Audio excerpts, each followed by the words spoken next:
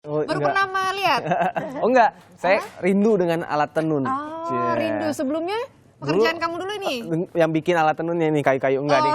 Ya, dulu sekarang kan hampir semua daerah itu sudah ada dan sudah salah Emang satu sejak dulu sudah ada ya? dan sekarang sudah makin berkembang untuk menjadi salah satu tujuan wisata untuk ke tiap daerah di Indonesia itu untuk melihat bagaimana proses pembuatan kain-kain tenun atau songket di tiap daerah, dan ternyata juga di setiap daerah di Indonesia itu punya songket sendiri. Betul, setuju, betul ya. Jadi memang banyak sekali khasnya di tiap daerah, bahkan motifnya itu juga terpengaruh ya. Ini sudah ada Mbak Ana Maria juga yang ada di sini akan membantu kita untuk mengenali lebih jauh nih tentang kain-kain. Mbak Ana Mariana nih sudah membawa songket Indonesia ke dunia ya. Kemarin juga sempat Katanya bertemu sama Raja Salman katanya. Betul.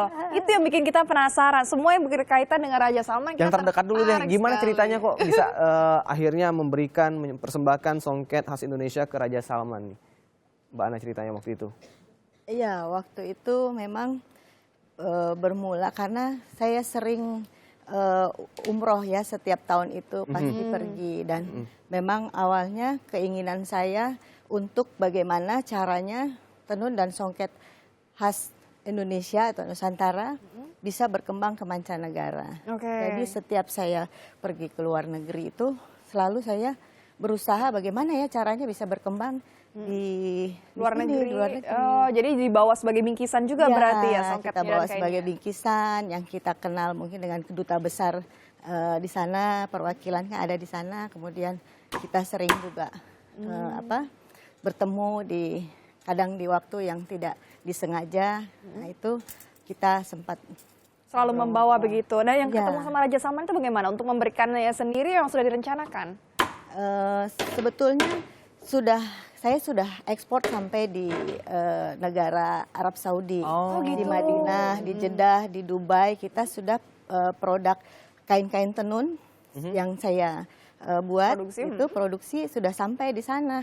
Baju-baju gamis, itu baju-baju yang orang Arab itu kan yang bercadar-cadar itu, yang polos ya. Polos. Sekarang sudah mereka banyak menggunakan kain tenun-tenun yang khususnya juga saya buat.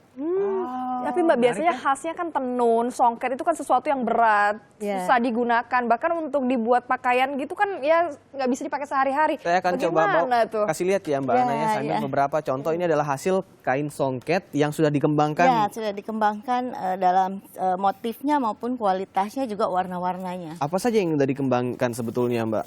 Yang dikembangkan adalah dari hari ke hari, ya mungkin dari tahun ke tahun selalu berkembang dalam hal pewarnaan, motifnya juga. Ya modifikasi motifnya. Memang ini terlihat lebih lentur dibandingkan songket biasanya. Kalau taunya kan songket agak lebih kaku ya. Biasanya lebih kalau yang dulu, zaman dulu kan tenun songket itu terkenal dengan yang berat-berat ya masih. Kalau ini sekarang motif apa nih Mbak?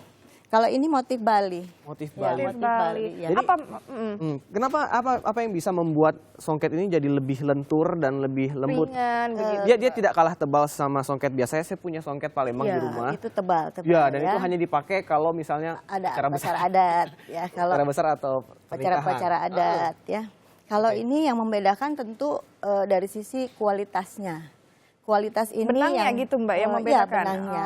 Jadi kualitas yang ini dinamakan kualitas yang sutra, yang sekarang sudah dikembangkan tuh sutra. Benangnya sutra ya? Iya, benangnya benang sutra. Ditenun dengan tangan? Iya, ditenun dengan tangan. Gitu. Ini Mbak, di saya penasaran songket. pengen ngobrol sama pengrajinnya juga ini. Silakan Dita. Saya mau sapa dulu. Selamat pagi Ibu. Bu siapa namanya Bu? Ibu Kepri. Ibu Kepri? Kepri. Kepri. Ibu Kepri ini didatangkan dari Bali ya? Iya. Langsung dari Bali. Sudah berapa lama Ibu menenun? Wah, sudah paling jenik.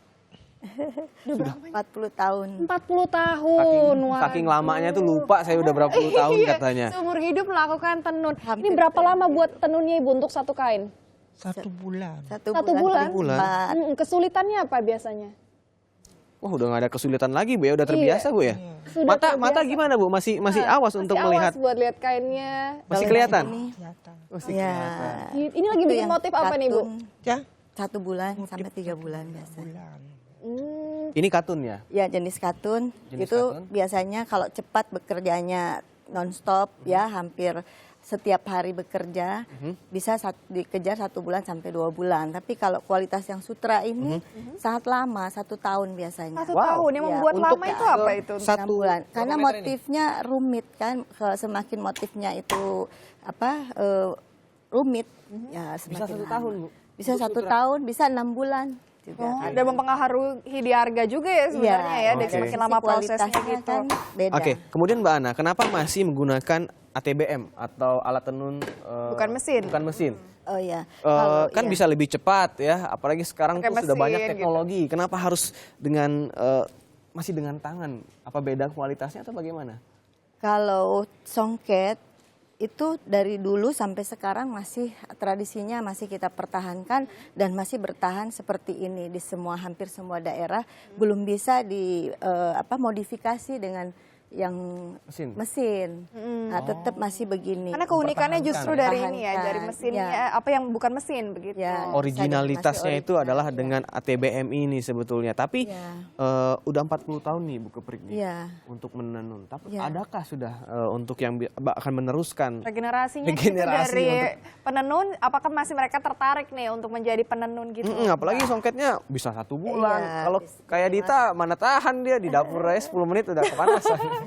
Ya Ya. gimana proses regenerasinya, Mbak? Regenerasi ya saya di samping juga fokus dalam hal pengembangan motif, warna dan kualitas juga bagaimana kepedulian saya terhadap pengembangan penenunnya sendiri, meregenerasi ya sehingga supaya jangan sampai produk yang tradisional ini cara pengerjaannya punah kalau tidak dilestarikan, tidak dikembangkan, tidak dibina dan dilatih generasi-generasi barunya, penerusnya, maka lambat laun tidak akan berkembang. Jadi ada Itu yang penerusnya ya, memang sudah disiapkan juga. Ya, untuk kita produksi. berusaha bagaimana caranya merekrut generasi-generasi muda atau generasi penerus yang muda-muda.